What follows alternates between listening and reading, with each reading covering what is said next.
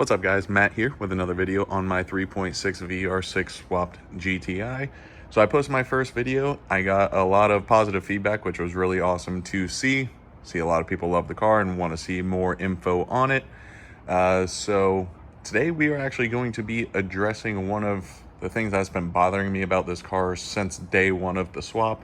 I had a few comments on the video about it, and that is the Christmas tree on the dashboard. Quick backstory on why all of the lights are on the dash.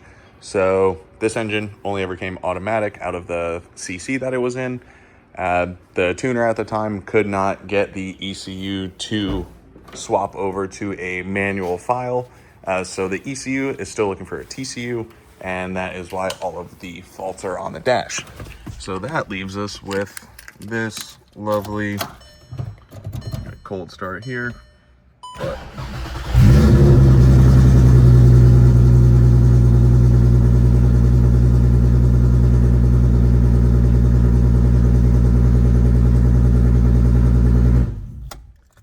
so normally the check engine light's on. I did scan the car and I accidentally cleared all the faults, but additionally to those, the check engine light is also on. So recently I was put in contact with Ian at Reflect Tuning out of Winston-Salem, North Carolina, and I've been talking to him for the past day or two, and he is confident that he can open up this ECU, swap it over to a manual file, and also put a stage 1 flash on the car, which will be awesome, because also when the car runs, it has that immobilizer active fault, and I haven't been able to use the MFI screen on this car since the swap's been done, so the last 5 years. So what we're going to do, we are going to pull the ECU out of the car, get that sent out, and then hopefully in a few days I'll get the ECU back, and if all goes well, we will have no more immobilizer active fault on the dash, and hopefully all those lights will be gone. So let's get into that. So we're going to get this ECU out of here. This guy opened up. I had to put my little pin in my hood so that doesn't fall down on me while I'm in there. All right, I already have the cowl off. I have no wipers, no wiper motor, so that wasn't in the way. So just have the seal here, pulled the cowl off. ECU is still in the factory location. It is just kind of a pain to get to.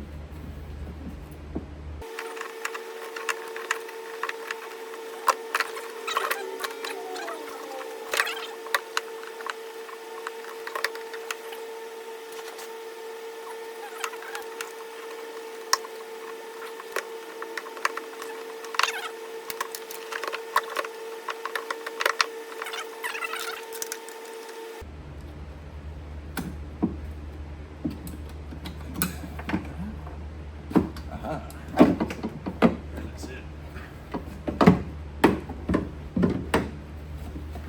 So I don't have the factory mounting for the ECU in here anymore. That was all taken out. One ECU removed.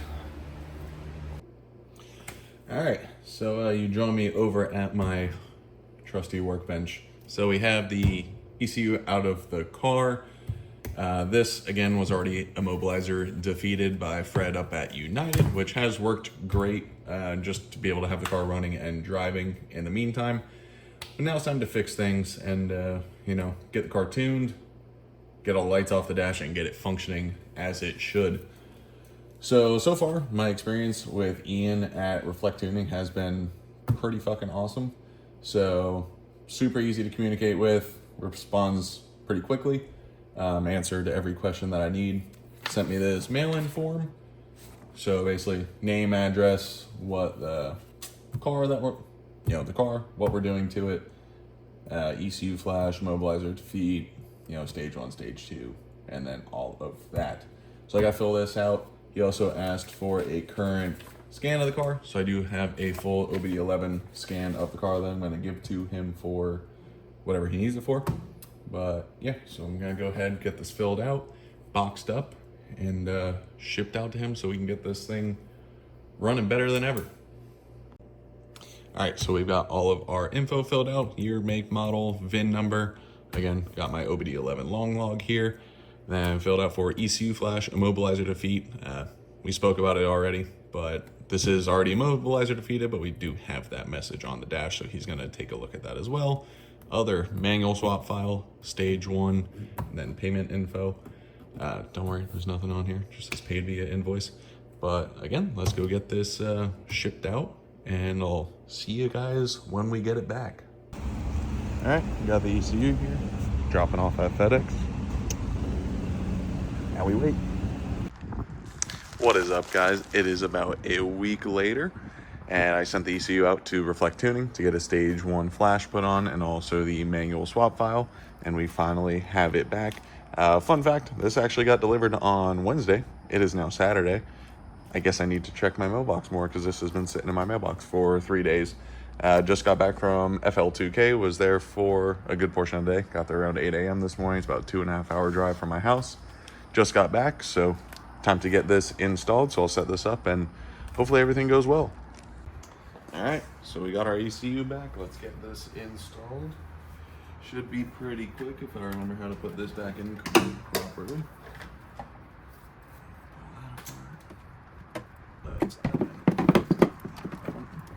First. This one.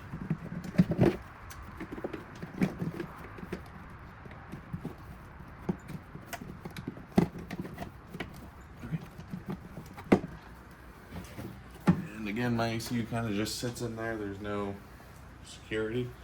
So that is in, and let's see what happens. All right, so you guys are going to find out with me at the same time if everything worked. Now, just a quick backstory again. I know I might not sound that excited, but it has been 5 years with no functioning MFI screen. I will say most of the lights are probably still going to be on the dash because I do have a bad wheel speed sensor, but I should be able to get those cleared at least and have a light-free dash. So let's see what happens.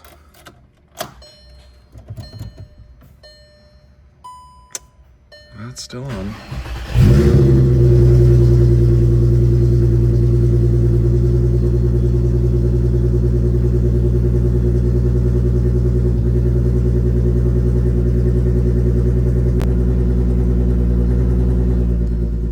Well, as we can see, that immobilizer active light is still on.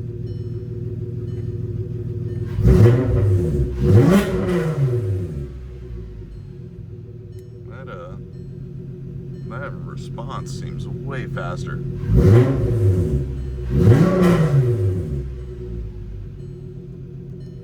Let me grab my scanner. I'll try and see if I can clear some faults and see if these will go away. Do you want me to record from out here? No, so I have my wife out here with me, and that still doesn't work. So the ABS module doesn't have coding or adaptations or basic settings done. So these are all still fucking on, and now my brake lights, for whatever reason, are just on. But